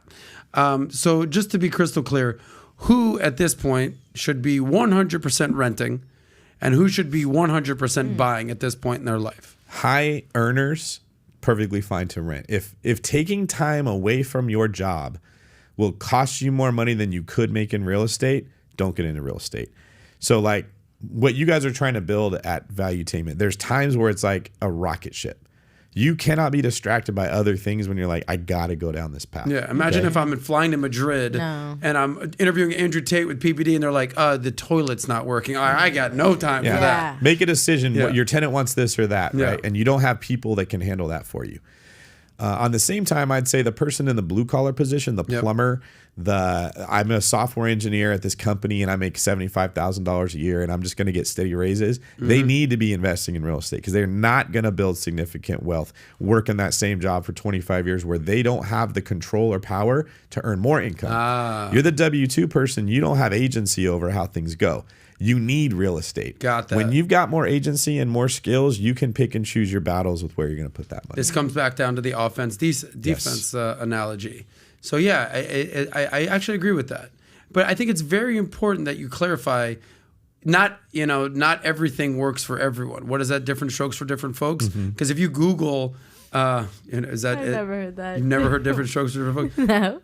We all know what you talk about, Willis. I mean, we're showing our age. Sorry. But if you Google, should I buy? Should I rent? There's a million different articles that are basically saying, if you rent, you're throwing away money. It's a waste of money. How could you be so stupid, so foolish? Right. And then it's buying is overrated. You forgot about taxes, insurance, and maintenance, and it's not all it's cracked up to be. But the answer is, you got to pick the path that's best for you. Most of those articles are terrible. They're not giving you the full picture. You know what it is? It's similar when people say, would the 2016, whatever the Warriors, when they had their best year, beat the 92 Bulls? Like you can't answer that question. They played the game differently. The rules were differently. You built your team differently. It's a fun thing to talk about. There's no practical answers. That's a dumb question to be asking. Should I rent and do this, or should I buy or do that? There's too many variables to make that clear, right? So if you're going to be investing in real estate, the better question is how to do it What am I getting into? How do I prepare for it? And if you don't want to invest in real estate, then ask a different question. What could I invest in? And if you're buying stocks or you're just going the traditional route of a portfolio of stocks and bonds, you got a lot more energy to put in towards excelling at what you do. Yeah. And so put all your energy there. Fully agree. You play to win the game. Exactly. Nat, walk us through what we got. I know we need to wrap up in the next couple of minutes. So we've got one question we've got here, and then I think there's one more question. It's what's your experience wholesaling in California? So wholesaling is a term we use if Adam's got a property, he doesn't want it anymore. It's worth $500,000. He either doesn't know that or doesn't care. He's like, listen, man, if you buy this thing from me, it's yours for $300,000. And I go put it in contract so I have the right to buy your property. Then I go to you and I say, hey, do you want to buy a house worth $500,000 for $400,000? So I'm tacking on a wholesale fee of $100,000. And when I'm selling, I'm not selling you the house. I'm selling you the right to buy the house at the terms that I already negotiated. And I saw the question pop up earlier. The problem is in Orange County, he said, I'm having a very difficult time finding anyone that will sell their house for what it's worth. So I can't make that wholesale fee. And that's because you're in Orange County. Everyone knows what their house is worth. Yeah. Wholesaling tends to work better in areas where people are ignorant. They don't know what their house is worth, or they just aren't good with money. Like, I just got a problem. Get rid of this thing. I don't really care what this house is. I just need you to take it off my hands. Everyone in Orange County is financially literate. You're not. It's a rough area to try to be wholesaling. Got it. And then if you can you give our guests on watching today's podcast maybe 3 book recommendations for young entrepreneurs or people right now who are in a spot where they want to do something with real estate? Number 1, Richest Man in Babylon. I tell everybody, I wish that they made kids in high school read that book. Yeah. Incredible, easy to read. You would love it. And you could read it on the plane. The book is like this thin. Yeah. Super thin. Yeah. And it's stories. It's not dry information. Like most of my books they're written like a blueprint. This book is like a very fun, easy to read book. Nice. You should check that out on the plane. It'll open your eyes. Nice. The second book is a book called So Good They Can't Ignore You by Cal Newport. We've interviewed him on our podcast. Love it. It is all about build your skills to become better at what you do, and then you name your price for what you want. It's a way of taking control over how you make money as opposed to just, my boss won't give me a raise because you don't have any control. And you can look up, I did a TED Talk on that topic of how you build skills so you can do anything. And the third book is a book called Pitch Anything by Oren Clough. You familiar with that one? No. Love that book. It's the name is kind of cheesy because his job is to go pitch companies and raise money for people. But what he does is he gets into the science of how your brain works and how decisions get made. It's fascinating. I've read that book 4 times. Wow. That's a really good book. I love how you didn't make any real estate book recommendations. Yeah, that's a really good. Because if you need the real estate advice, you come right through. You got to watch Big Pockets. Awesome, dude. Nice. David, I'm going to give you the last word. What we do here at the end is called the happy ending. And, it's a double entendre. But basically, we allow you to look in the camera and camera right there. And just, what do you want the people to know about? Where do you want them to follow you? What do you want to be known call for? it The happy ending. Yeah, I already said that. Oh, I didn't hear you say that. He said it like, you were looking at the phone, huh? He said it like 3 times. Yeah. So, David, we have a thing called the happy ending. But go ahead, brother. Take us out, and then we'll wrap up. All right. You can find me online on pretty much all social media at David Greene 24. There's an E at the end of Greene.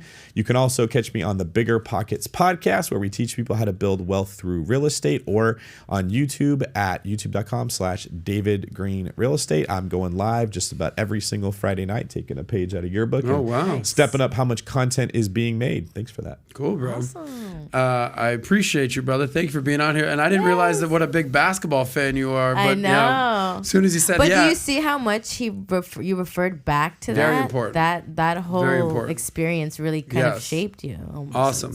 Anyway, thank you guys for being a part of this today. In case you haven't realized, Thursdays we do more of the panel. We've got a little more relationship-y type stuff going on. Fridays we have very special guests going on. We answer a lot of your questions. We talk a little bit more money. Obviously, we're going to incorporate finance and romance and bring advice to help you young people improve out there. Maybe and even not that so young people. An old man came up to me the other day. He's like, I love your show, buddy. Oh, we had some I was like, on okay, here, man, yeah. I appreciate that. Anyway, we're here for you guys. If you would, we're very, very, very close to getting to 100,000 subscribers. We'd appreciate you. If you subscribe, like the video, all that fun stuff. We do this for you. We don't charge you anything. Yeah. Just tune in and get some of that value and some of that attainment that we do here at Valuetainment. We'll see you guys next Thursday and next Friday back here on the Soscast. Thanks for watching, and thanks for David Greene of Bigger Pockets being here. See you guys next time. Have Peace a good out. one. Bye.